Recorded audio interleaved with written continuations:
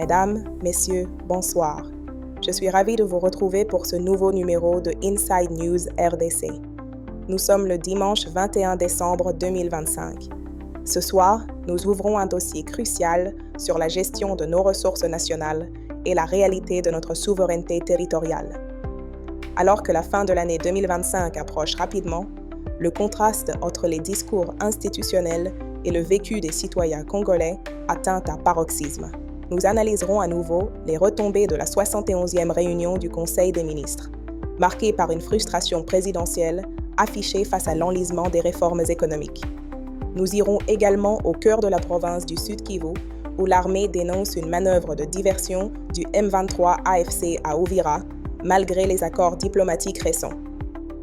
L'économie nationale reçoit une bouffée d'oxygène du Fonds monétaire international, mais une étude accablante révèle que des centaines de millions de dollars dorment dans les comptes du fonds minier pour les générations futures pendant que le social agonise. Enfin, nous suivrons l'ouverture de la Coupe d'Afrique des Nations au Maroc, où l'arbitrage congolais est à l'honneur. Une édition dense, analytique et sans complaisance. Le vendredi 19 décembre 2025, le chef de l'État, Félix-Antoine Tshisekedi Tshilombo, a présidé la 71e réunion du Conseil des ministres. L'ambiance dans la salle n'était pas à la célébration de fin d'année. Le président de la République a exprimé un mécontentement radical concernant l'évaluation de la mise en œuvre des réformes du climat des affaires. Bien que la commission technique ait noté quelques avancées au sein de certains ministères, le constat global est sans appel.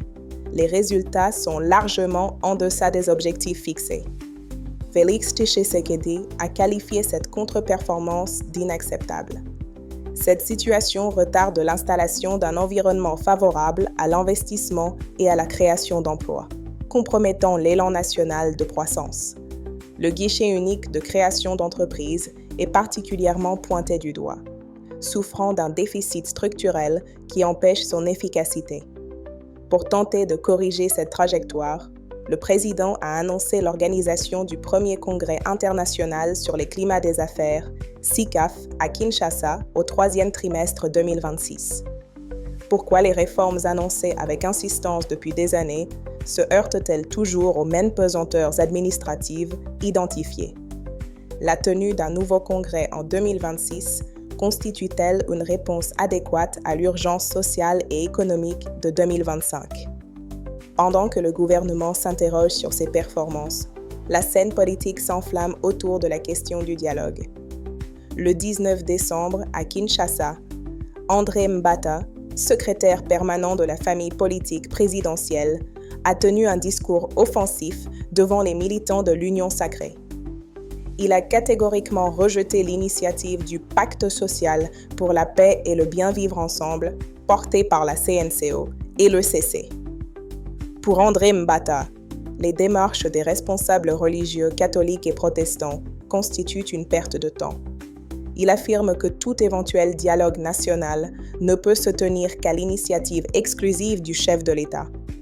Le cadre du pouvoir a également critiqué le bilan de l'ancienne majorité de Joseph Kabila, l'accusant de ne pas avoir su contenir le Rwanda durant ses 18 années de gouvernance. Cette position radicale intervient alors que les églises plaident pour une cohésion nationale renforcée face aux violences persistantes dans l'est du pays. En rejetant le pacte social des églises, la majorité ne risque-t-elle pas de se couper d'une médiation sociale pourtant indispensable à la cohésion nationale? Quelle est la légitimité d'un dialogue qui exclurait les forces vives ayant une assise populaire aussi large que les structures religieuses? La situation sécuritaire à Uvira demeure préoccupante malgré les annonces de retrait. Le samedi 20 décembre 2025, l'état-major général des FARDC a formellement démenti le départ effectif des forces rebelles de la ville. Le général-major Sylvain Ekenge, porte-parole de l'armée, a qualifié ces annonces de diversion médiatique destinée à tromper l'opinion internationale et à desserrer la pression diplomatique sur Kigali.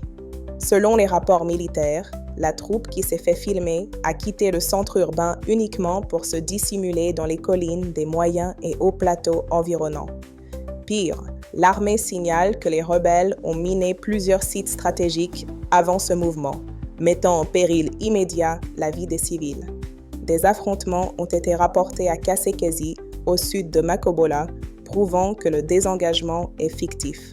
Les FARDC rappellent la déclaration de Willy Ngoma, porte-parole de l'AFC, affirmant que son mouvement ne laisserait jamais Uvira. Comment interpréter la passivité des mécanismes de vérification internationaux face à un retrait qui se transforme en redéploiement tactique vers Fizi? Si les sites civils sont minés, quelle protection réelle l'État est-il en mesure d'assurer aux habitants d'Uvira contre ces engins de mort? La réponse de l'État s'organise sur le plan judiciaire.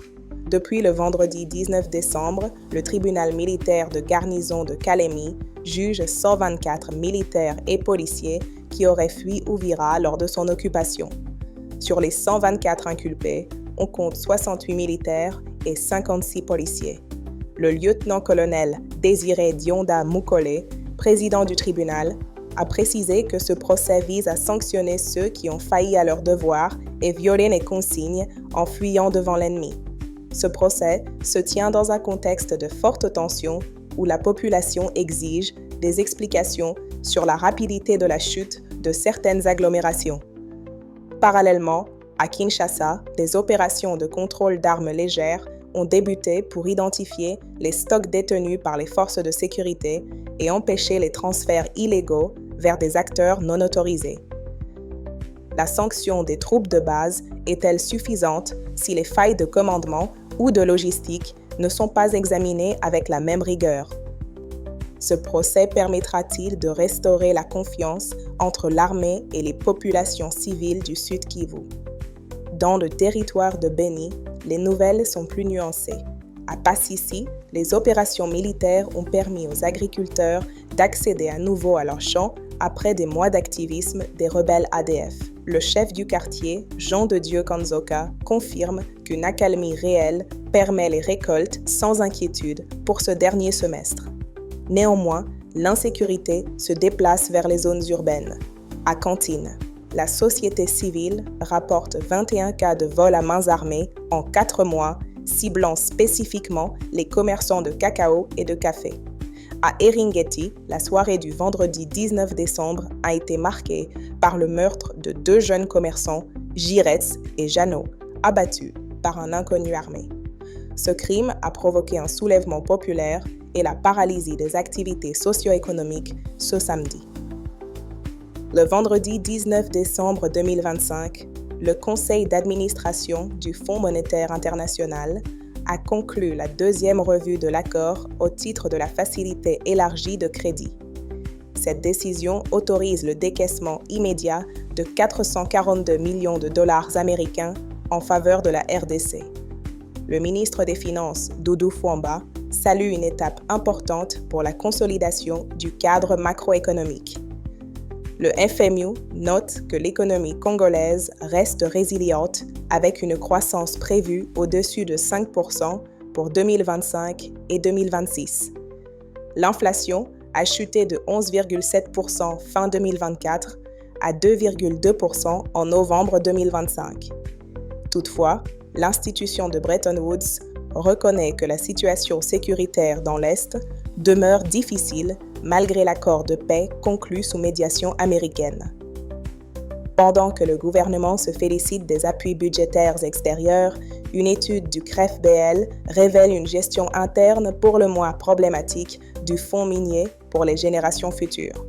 Entre 2020 et 2025, le FOMIN a encaissé 857 millions de dollars, dépassant ses prévisions de 134%.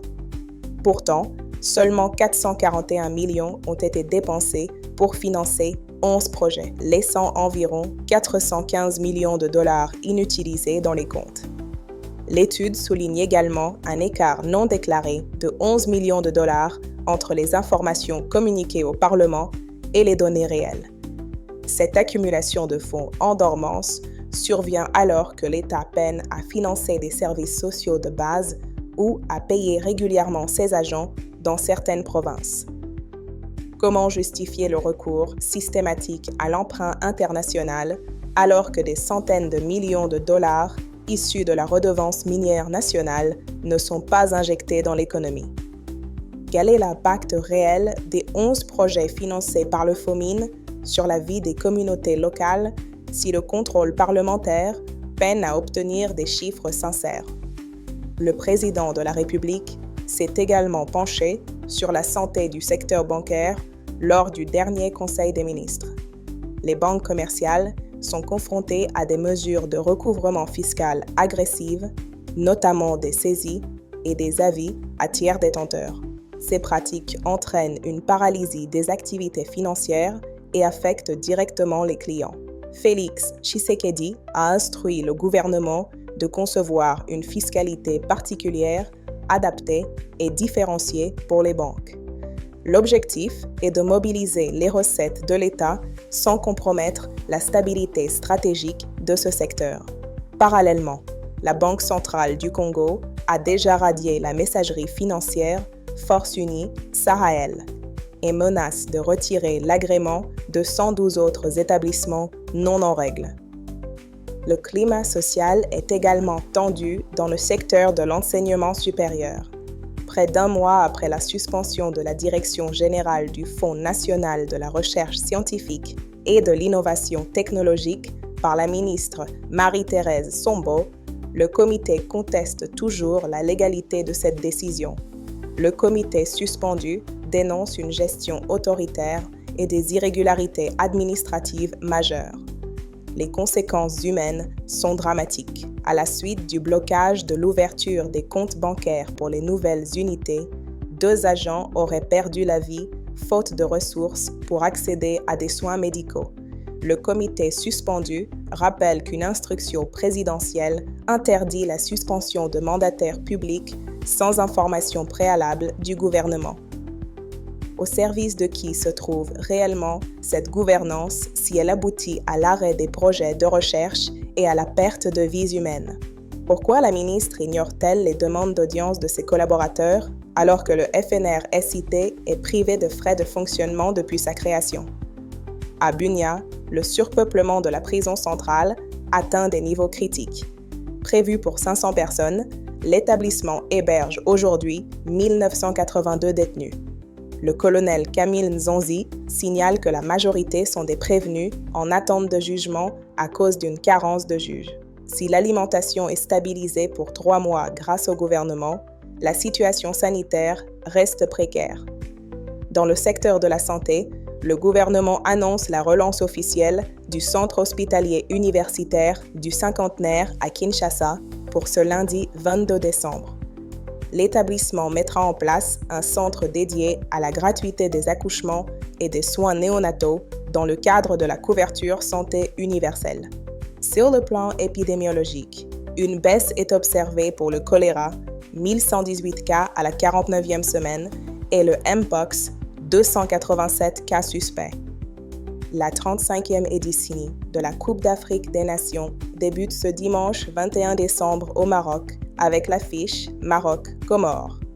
L'arbitre congolais Jean-Jacques Ndala a été désigné pour diriger ce match d'ouverture, une marque de reconnaissance pour l'arbitrage de notre pays. Les Léopards de la RDC entreront en compétition ce mardi face au Bénin. La CAF a également annoncé des réformes majeures.